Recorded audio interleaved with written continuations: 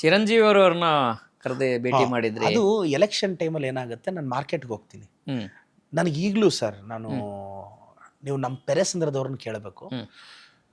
ನಮ್ಮ ತಾತ ಅವರು ನನ್ನನ್ನು ಸಾಕ್ತಾರಲ್ಲ, ಅವ್ರದ್ದು ಆಲೂಗಡ್ಡೆ ಬಿಸ್ನೆಸ್ ಇರುತ್ತೆ, ಆಲೂಗಡ್ಡೆ ಈರುಳ್ಳಿ ಬಿಸ್ನೆಸ್. ಹ್ಮ್ ವಾರಕ್ಕೆ 4-5 ಲೋಡ್ ಆಲೂಗಡ್ಡೆ ಈರುಳ್ಳಿ ಅದನ್ನು ನಾವು ಕೊಯಂಬತ್ತೂರಿಗೆ, ಮೇಟುಪಾಳ್ಯಂಗೆ, ಆ ಕಡೆ ಕರ್ನೂಲ್ಗೆ ಎಕ್ಸ್ಪೋರ್ಟ್ ಕಳಿಸ್ತಾ ಇರ್ತಾರೆ, ಚೆನ್ನೈಗೆ. ಹ್ಮ್ ನಾನೇನು ಮಾಡ್ತೀನಿ, 3-4 ಜನ ನಾವು ಹ್ಮ್ ಕೂಲಿ ಕೆಲಸದವ್ರು ಇರ್ತಾರೆ.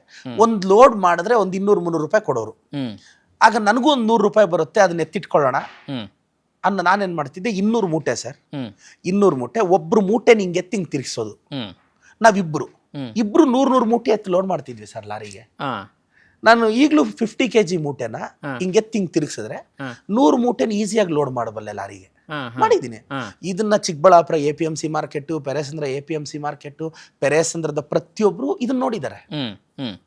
100 ಮೂಟೆ ನಾನು ಒಬ್ಬನ ಲೋಡ್ ಮಾಡ್ತಿದ್ದೆ, ಇಬ್ರು 200 ಮೂಟೆ ಲೋಡ್ ಮಾಡೋದು. ಮತ್ತೆ ಲಾಸ್ಟ್ ಅಲ್ಲಿ ಇನ್ನೊಂದು 10-20 ಮೂಟೆ ಹೈಟ್ ಅಲ್ಲಿ ಲೋಡ್ ಮಾಡ್ಬೇಕಾಗಿತ್ತು. ಆ ತಲೆ ಮೇಲೆ ಇಟ್ಕೊಂಡೋಗಿ 50 kg ಮೂಟೆ ನಿಂಗೆ ಲೋಡ್ ಮಾಡ್ತಿದ್ದೆ.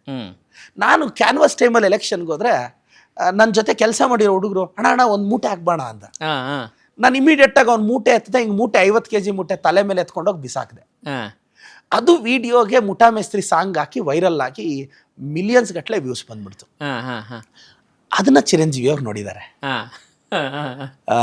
ಚಿರಂಜೀವಿ ಅವ್ರು ನೋಡಿದ್ದಾರೆ, ಚಿರಂಜೀವಿ ಸರ್ ನೋಡಿದ್ದಾರೆ. ನಮ್ಮ KVN ಸರ್ ಇದಾರಲ್ಲ, KVN sir production, KVN production ಇದಾರಲ್ಲ, ಅವರು ಚಿರಂಜೀವಿ ಸರ್ ಇದ್ರ ಬಗ್ಗೆ ಡಿಸ್ಕಸ್ ಮಾಡ್ತಾರೆ.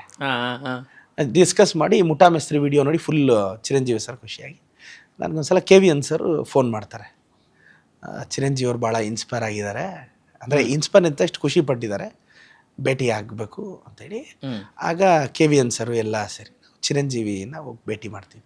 ಅವ್ರ ಮನೇಲಿ 1 ಗಂಟೆ ನನ್ನ ಕೂರಿಸ್ಕೊಂಡು ಊಟ ಮಾಡಿ ಹೆಂಗಿರ್ಬೇಕು ರಾಜಕಾರಣದಲ್ಲಿ ಅಂತೆಲ್ಲ ಹೇಳಿಕೊಟ್ಟು ಮೋಟಿವೇಟ್ ಮಾಡ್ತಾರೆ. ಮತ್ತೆ ಇನ್ನೂ ಒಂದ್ಸಲ ಕರ್ಸ್ಕೊತಾರೆ, ನನ್ನ 2 ಸಲ ಹೋಗಿ ಭೇಟಿ ಮಾಡ್ಕೊಂಡು ಬರ್ತೀನಿ. ಅವರು ಚಿರಂಜೀವಿಯವರು ನನ್ನ ಕಮ್ಯುನಿಟಿಯವರೇ, ಮತ್ತೆ ಅವ್ರ ಕಮ್ಯುನಿಟಿಯಲ್ಲಿ ಸ್ಟೇಟಲ್ಲಿ ಗೆದ್ದಿರೋದು ನಾನು ಒಬ್ಬನೇ. ಅದೊಂದು ಖುಷಿ ಅವ್ರಿಗೆ ಇದ್ದೇ ಇದೆ. ನಮ್ಮ ಹುಡುಗ ಯಾರೋ ಇರುತ್ತಲ್ಲ ಚೆನ್ನಾಗಿರ್ಲಿ ಅಂತ, ಅದೊಂದು ಅಭಿಮಾನ ಇದೆ. ಐಡಿಯಾಲಜಿ ಚೇಂಜ್ ಇರ್ಬೋದು, ಅವ್ರ ತಮ್ಮ ಪವನ್ ಕಲ್ಯಾಣ್ BJPಲಿ ಇರ್ಬೋದು, ಇಲ್ಲಿ ನಾನು ಕಾಂಗ್ರೆಸ್ಸಲ್ಲಿ ಇರ್ಬೋದು, ಅದು ಬೇರೆ.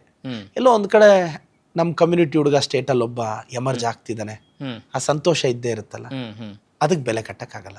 ಸರ್, ಈಗ ಇನ್ನೊಂದು PUC ಓದ್ ಹುಡುಗ ಡಾಕ್ಟ್ರಿಗೆ ಪಾಠ ಮಾಡ್ತಾನಂತ ಸಿಕ್ಕಾಪಟ್ಟೆ ಟೀಕೆ ಕೇಳಿ ಬಂತು. ಅದೇ ನನ್ನ ತಾಕತ್ತು ಅಂತ.